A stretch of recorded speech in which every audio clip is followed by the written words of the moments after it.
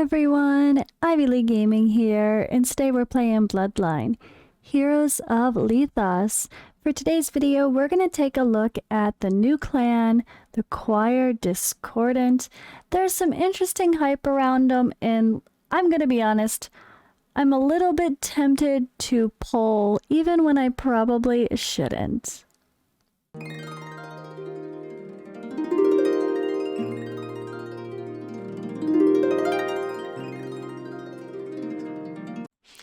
Alright, so yeah, I'm very tempted, guys. I mean, first of all, they look amazing, right? But we're gonna have a bit of a discussion around this, and I'm gonna kind of talk about why I'm debating summoning, and I want to hear your thoughts. Should I do it based on your experience?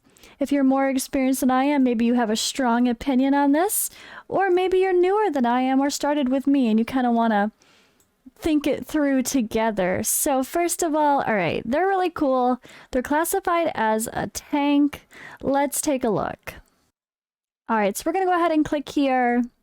We have the Mal. We're looking here in the renowned. We're looking in the renowned champion section, so we could really see what these stats are going to be.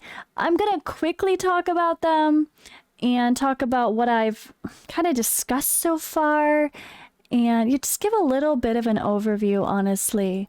All right, so first of all, I like the sound of them. They're quirky, right? So, all right, let's talk about the Mal. Creates a shield that's equal to 40% of his max constitution. That's strong. That's a big shield. 40% of the health? It's not like it's just attack, it's the health. That's a lot. It sounds like they'll be very tanky and survive very well, at least the Mal here. Alright, during the shield's duration, all enemies take damage equal to 80% of the caster's strength per second.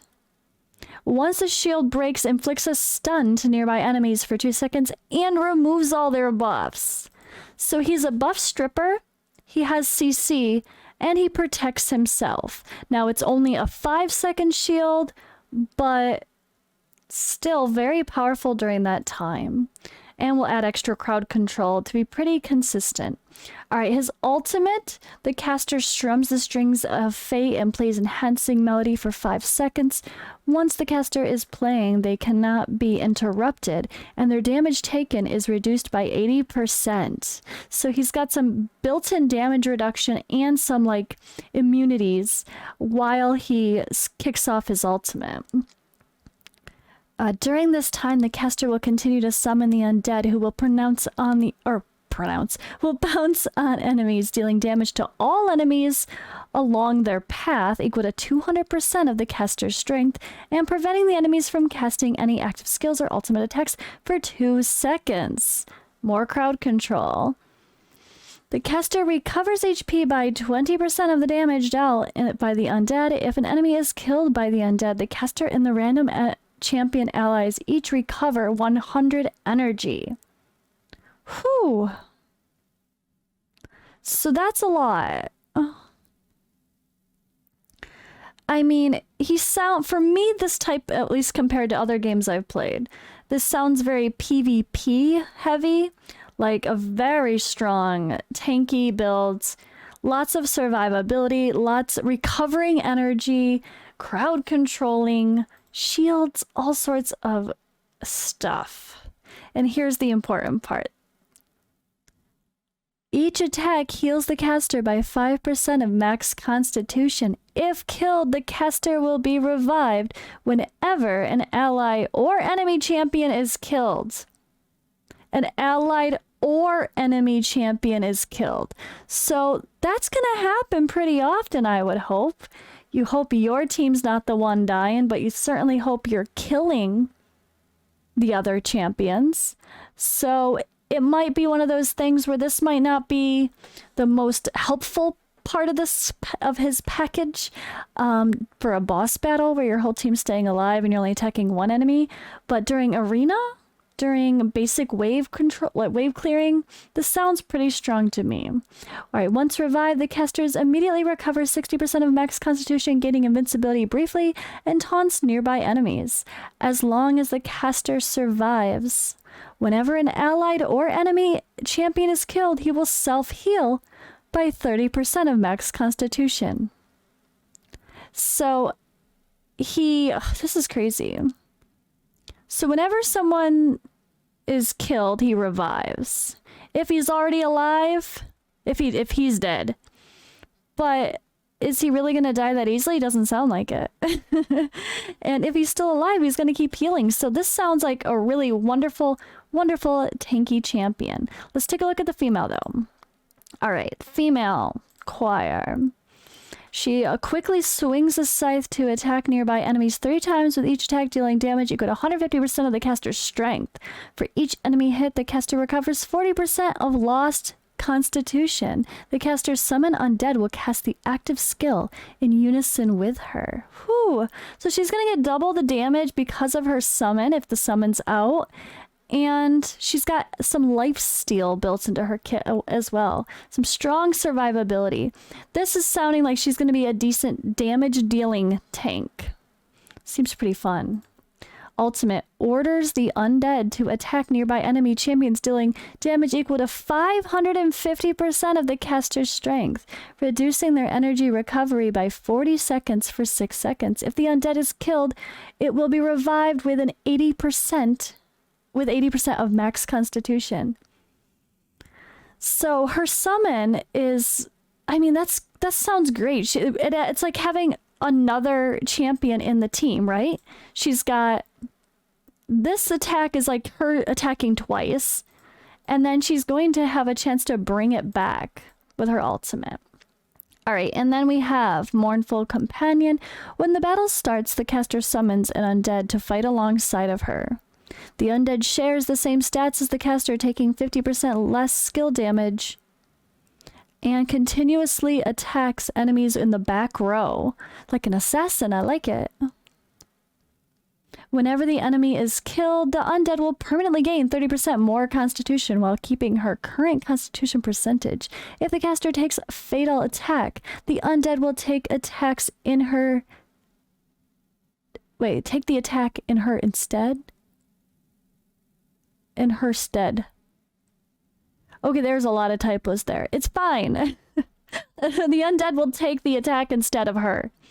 There's a lot of typos going on. It's fine, it's fine. When the undead is killed, the caster gains invincibility and recovers 20% of their max constitution for 2 seconds. So, alright. This sounds so strong, doesn't it? I really think so. It sounds so much fun. I mean, it sounds like these people could be absolutely top tier in PvP situations especially. And I really agree with some comments I found. So first of all, let me switch screens. I want to talk about a comment I read and then why I'm debating about summoning myself and what my situation is for summoning. And that might help you guys influence whether you think I should. I want to hear your thoughts. Alright, so I actually had already watched Lion Roar Gamer's video on the Choir Discordant, and he was very high on the male in particular. But there was a really interesting comment that I actually saved and shared with my peoples from someone underneath his video, which is kind of why I want to reference his video. You guys should definitely check out Lion Roar if you haven't already, but I'm gonna actually read this comment. So shout out to Lion Roar Gaming and this Austin as well. So Austin says, so I went with the male and he's great. However, I've seen the female in action and she's just nuts. Typical GOAT game fashion, the skill description doesn't do justice. The female has infinite revive loop and can stay alive alone, doesn't require a death.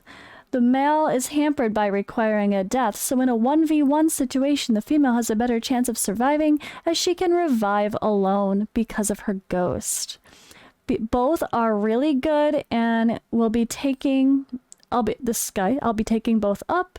Only have the mythic male mythic version, hoping to get female before the end of the event, and need to get the companion because we're seeing Devala 2.0. Unless devs make a change, these guys are most likely going to be must-haves.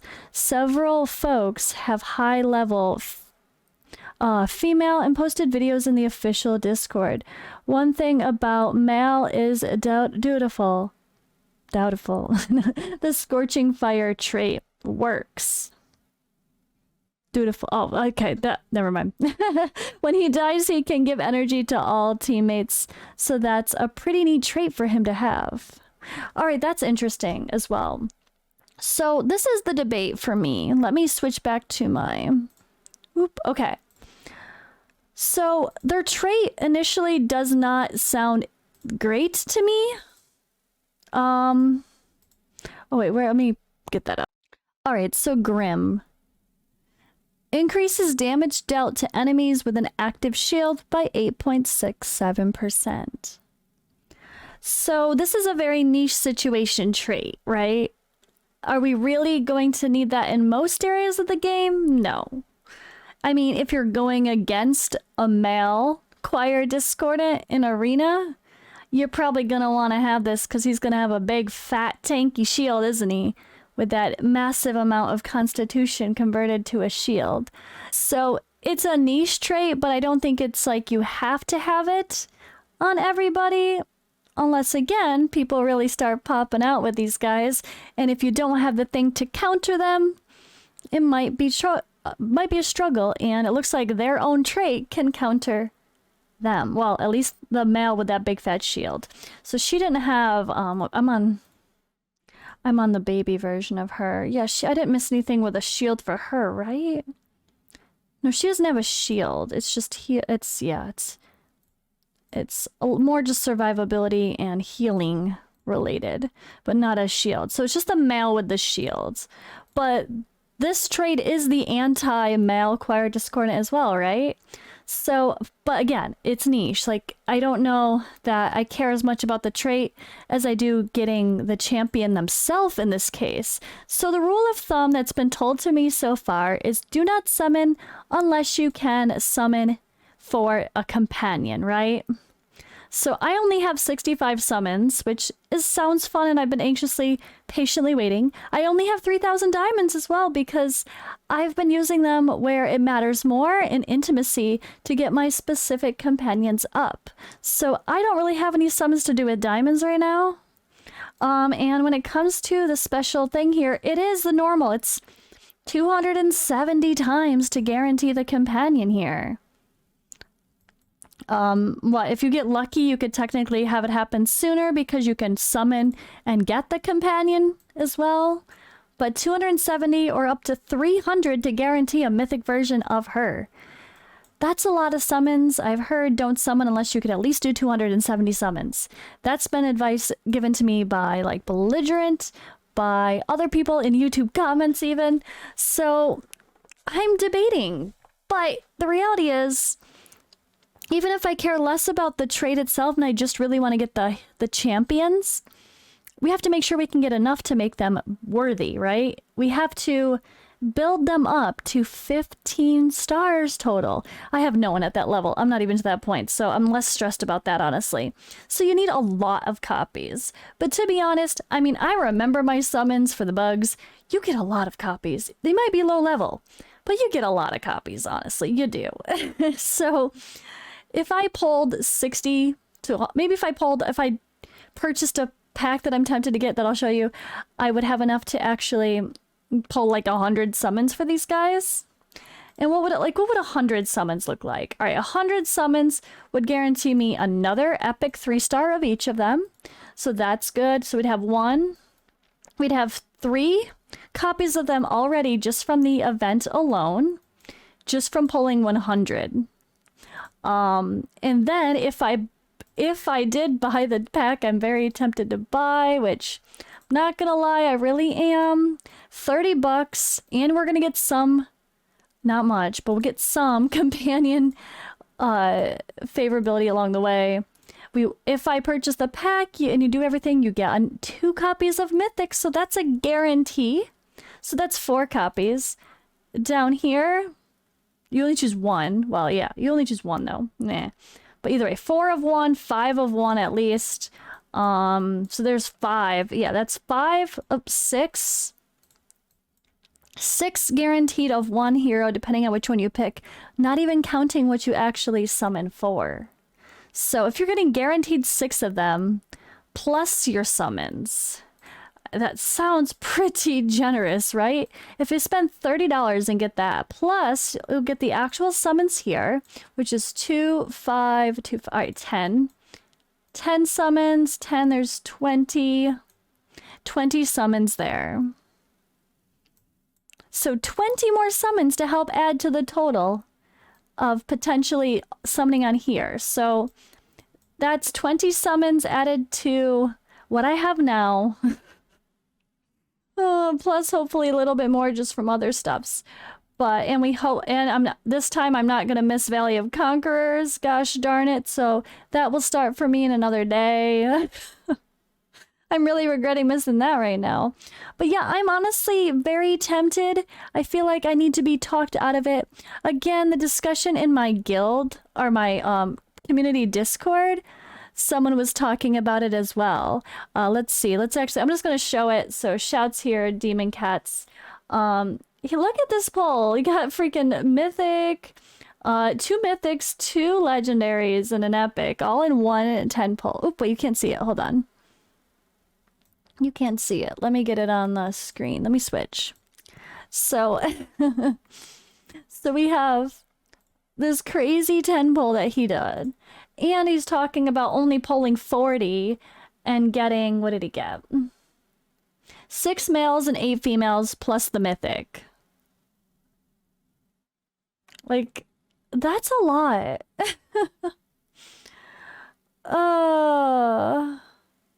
The story challenge as well. So I actually, I have to finish the story. So I did go ahead and do the story challenge already. Oops, I always forget where that is. Is it here? It's here. So I only did everything except for the last one. So I still got to get the last reward. But I did everything up until the last one. I failed it and I didn't take the time to improve things a little bit more. So yeah, I'll get a couple more here. Yeah, I don't know, guys. I'm very tempted. It's hard to resist stuff like summoning early on in a game already. You can't blame me, right? It's a gacha game. They get you. You want to summon, right? You want to summon. They get you. It's a gacha game. Kidding, not kidding. So I'm torn. I'm just torn. And I'm debating summoning. I kind of want them. And I feel like, based on just how much I just added up, I should easily be able to get, like, let's say say we want to go for the female, like, with that in mind, although the male does sound amazing for survivability. But if we want to go for the female, it sounds like I could easily get like 10 copies of her. And then the good thing about summoning, or the bad thing, depending on how you look at it, is you can always get all of the other factions that I don't have any of yet. So what's going to happen after this? So we get a new faction coming out that I save up for again, and then I'll have chances to get more dupes of them to make sure I can actually get them to max stars. But my account's not exactly at the point where I'm getting anyone to max stars yet. I only have one person at this level here. What is that, 11 stars? And I'm waiting, I'm kind of patiently waiting to get a mythic of her to turn her into a mythic to make her super OP. And I've started doing marriages for her, but also I know there's so here's another debate. There's a marriage event around the corner, right? We have a community, what do they call it? Cross server challenge. We have cross server challenges coming for marriage. So I'm going to pump out some marriages and get up some vigor on someone. What if I summon one of these other amazing characters that I could want to focus all that vigor on instead of female Ignis, you know? All right, I'm in debate. I need your help. What do you guys think about this? I'd love to hear your thoughts. Thank you for watching, and I'll see you in the next video.